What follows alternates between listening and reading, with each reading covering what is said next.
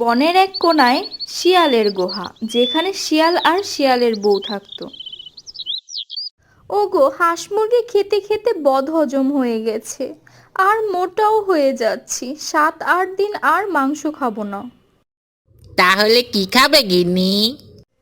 যাও, আমার জন্য টাটকা ফল নিয়ে এসো। ফল খেলে শরীরে চর্বি হয় না। কয়েকদিন ফল খেয়েই থাকবো। ঠিক আছে গিন্নি, তোমার ইচ্ছা। যাই, তাহলে আমি ফল নিয়ে আসি। হ্যাঁ হ্যাঁ, সাবধানে যাও।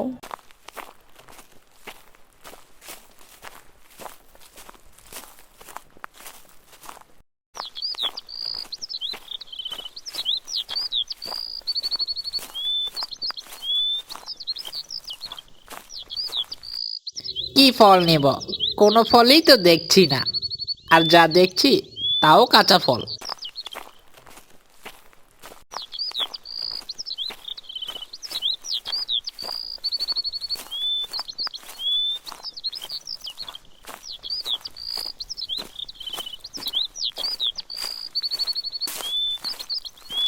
হঠাৎই শিয়ালের চোখে একটি আঙুর গাছ পড়ে। আঙুরগুলো দেখতে খুবই রসালো আর মিষ্টি মনে হচ্ছিল, যা দেখে শিয়ালের জিভে পানি চলে আসে। কিন্তু আঙুর গাছটা অন্য গাছের ওপরে বেয়ে অনেক ওপরে চলে গেছে। বাবা, এত সুন্দর আঙ্গুর, খুব মিষ্টি হবে। এ বলে শিয়াল আঙুরের জন্য লাফাতে থাকে।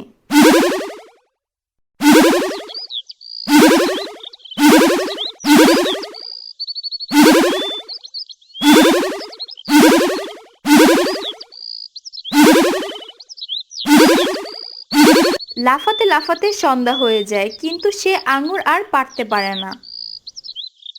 না না, শুধু শুধুই এত কষ্ট করলাম।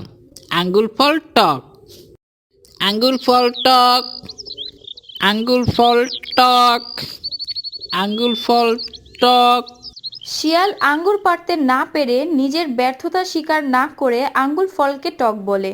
আমাদের আশেপাশেও এরকম অনেক মানুষ আছে যারা নিজের দোষ, অসফলতা ঢাকতে অন্যের নিন্দা করে থাকে।